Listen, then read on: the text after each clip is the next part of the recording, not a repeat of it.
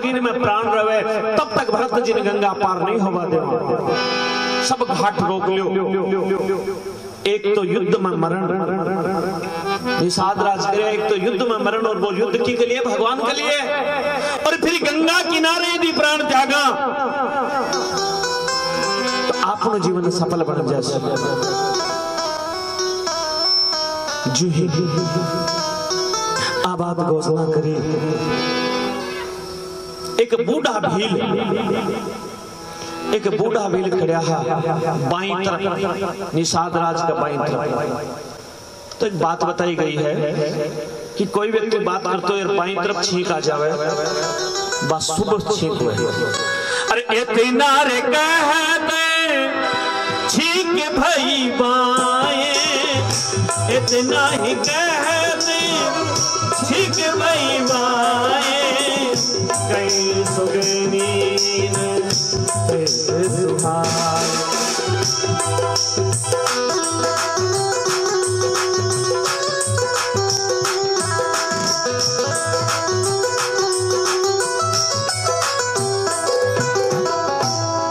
अब जी बूढ़ा भीलहा और बाईं तरफ खड़ा छींक आएगी, केवल अगर ठहरो विचार करो, हो सके भरत जी मिलने के लिए जाओ तो बिना विचारा कोई कार्य करांगा, एकाएक कोई कार्य करे तो फिर पछताना पड़ा करे। सोच समझ करके कार्य करो।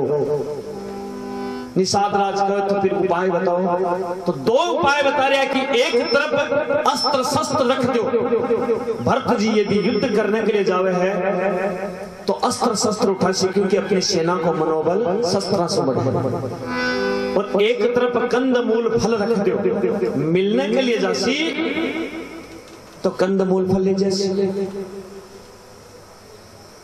कंदमूल फल और अस्त्र शस्त्र रखा। तो श्री भरतलाल जी मन में विचार करे कितना कंदमूल फल है, मैं भगवान ने भेंट करूंगा। और जिन उठाया है, निषाद राज दौड़िया दौड़िया आया और भरत जी का चरणा में गिरा। तो सुमंत जी पूर्व वृतांत बता दियो, ऐ भगवान का मित्र है। तो भरत जी और निषाद राज जी गला से मिला, प्रेम से मिला।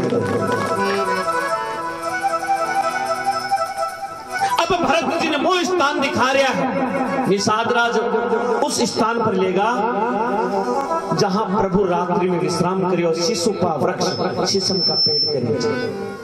भरत जी कहे धन्य हरे वृक्ष, था के नीचे प्रभु विश्राम करियो। भागो तो भरत है जगह ने छोड़ करके आएगा, लेकिन हे वृक्ष यहाँ भगवान विश्राम करियो तो पत्ता सूख गा। तो भगवान का वियोग सब दुखी हो जावे। हे पत्ता थे भी तो सूख गा। भगवान जब चला जावे तो तरत उसी समय गंगा पार करके उधर गया। रात्रि में सीता जी ने स्वप्न आयो और स्वप्न के मायने वो दृश्य दिखाई दियो कि भरतलाल जी सेना से उतार्या है। प्रातः काल उठ करके कहे भरतलाल जी सेना से उतार्या है। तो लक्ष्मण जी आपका बाण उठाना प्रारंभ कर दिया और लक्ष्मण जी यहां तक कह दी, हे प्रभु आज मैं भरतलाल स्वरूप को अंत करूं, चाहे सो शिव जी भी आकर के बाकी सहायता करे तो नहीं छोड़ूंगा। प्रभु के वाला हे लक्ष्मण, अरे पहले तो आप बात समझ नहीं कि भरत मेरे पर सेना ले, और हे लक्ष्मण यदि भरत सेना लेकर के आ जाएगा तो जीत भी नहीं सकोगा थे, क्योंकि भरत नीतिवान है। नीतिवान नीति के सामने क्रोध जीत नहीं सके थे, तो क्रोध में भरिया हुआ। तो उस जंगल के मायने आज भगवान नारायण स्वरूप देख रहा है कि धूल उड़ती प्रारंभ होगी। भरत जी उस गंगा मैया किनारे दौड़ लगाता आ रहा है। आज भरत जी भाई का प्रेम में, प्रभु का प्रेम में प्रकाश में व्याकुल कि तड़प करके धरती पर गिर गया। आज अचानक रूठे के मुझसे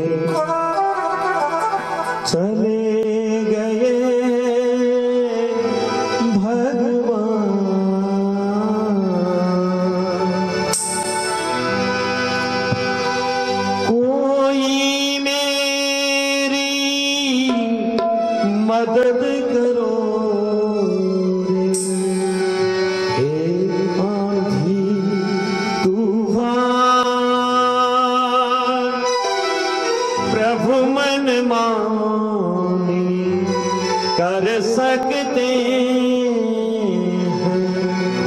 बन सकते पासान। मैं पत्थर कैसे बन जाऊं, हो दुर्बल इंसान। अरे बोलो है जमीन, बोलो आसमान, बोलो है जमीन, बोलो आसमान, कौन सी दिशा में गए मेरे भगवान। बोलो है जमीन,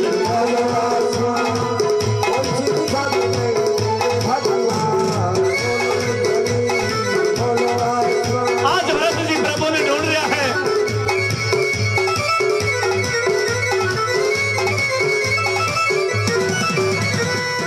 रोको रोको रास्ता दिशाओं की दीवारों,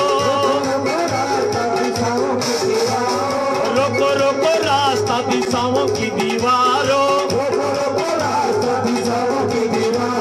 प्रभु के चरणों में गिरो चांद रे सितारों, जाने नहीं पाए,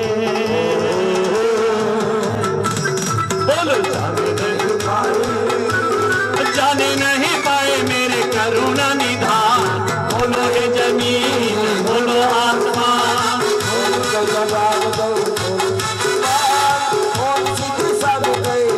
भगवान। बोलो जमीन, बोलो आसमान।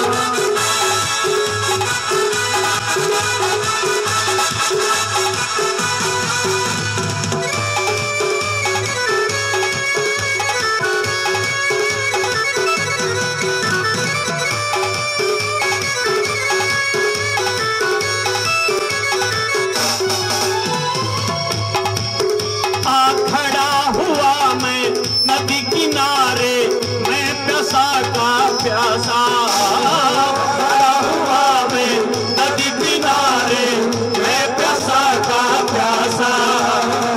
मेरे जैसे भाग्यहीन को देगा कौन दिलासा, मेरे जैसे भाग्यहीन को देगा कौन दिलासा।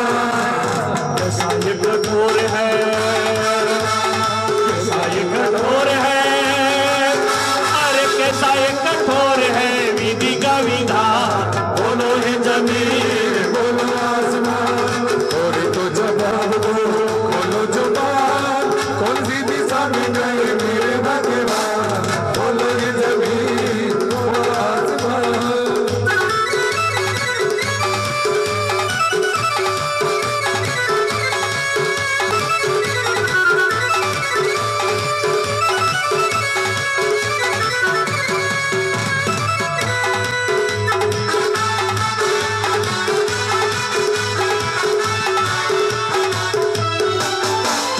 बोलो रे हवाओ, बोलो दिशाओ, बोलो हवाओ, बोलो दिशाओ, और कहीं आज पुकारे।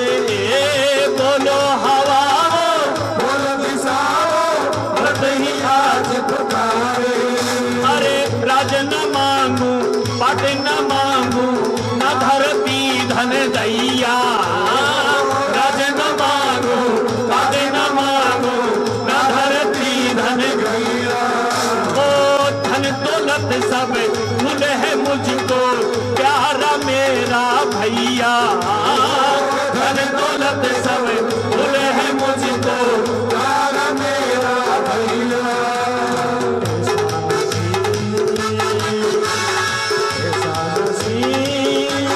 कैसा नसीब ये दिखाया, सब कुछ पाके कुछ ना पाया।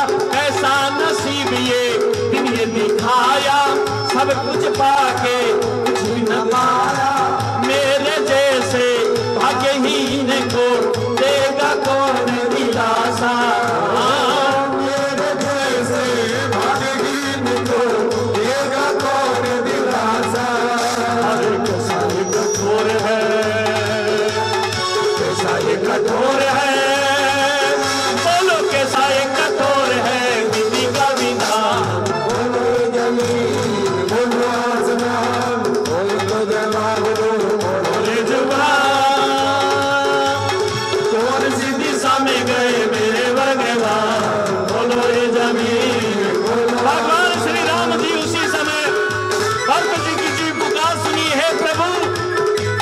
वो भी आवाज लगाई है भारत। आज दोनों भाई जी जंगल में आमने सामने दौड़ करके ऐसा मिला है कि देवता पुष्पों की बरसात करी। बोलो श्री भरत राम लाल की।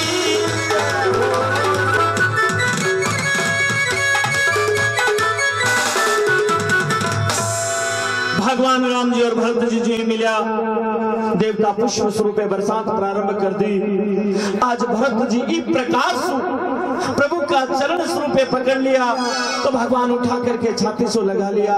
लक्ष्मण जी देखवा लागा, शत्रुघ्न और लक्ष्मण जी मिला। उसी समय भगवान की नजर गई, सारो राज समाज साथ आयो है, तीनों माताएं भी आई। प्रभु की नजर गई तीनों रानियों की तरफ, यानी तीन माताएं। तो आज तो रूप यानी वेश अलग है। महाराजा स्वर्ग सिधार गहा, इसलिए श्रृंगारहीन ही रानी। प्रभु देखवा लागा, गुरुदेव कह रहा है वशिष्ठ जी के साथ, हाँ प्रभु हाँ राम। महाराजा स्वर्ग सिधार गया तो प्रभु थोड़ा विलाप करना प्रारंभ।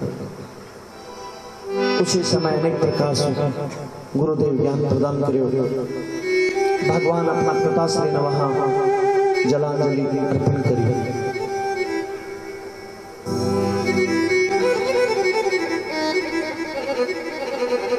भरत जी चरणों में गिर करके कहे, हे नाथ,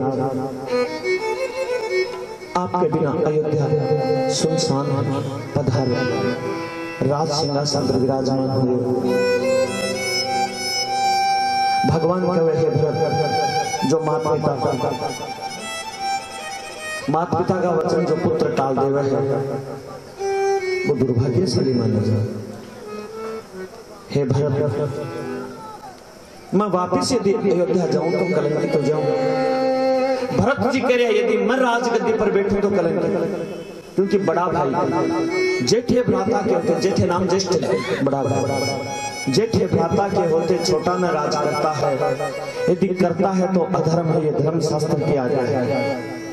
तो बात जब धर्म अधर्म की, भगवान कह रहे हैं भरत, बात धर्म अधर्म की है तो कर्मशील क्या कर्म करे। हे भाई भरत, तुम कहते हो कि ये भाई राम अधर्म करे, थे था का मुख सुते तो नीतिवान थे, मुख को कि मैं धर्म करूं वापिस। आज धर्म और अधर्म पर है, आज सत्य और असत्य पर बात है। आज सत्य और असत्य स्वरूप की बात है। उसी समय गुरुदेव सुंदर उपाय निकालियो और कहवा लागा, है प्रभु राम, ऐसी मर्यादा नीति बन जावे, आप वनवास भी पूर्ण करो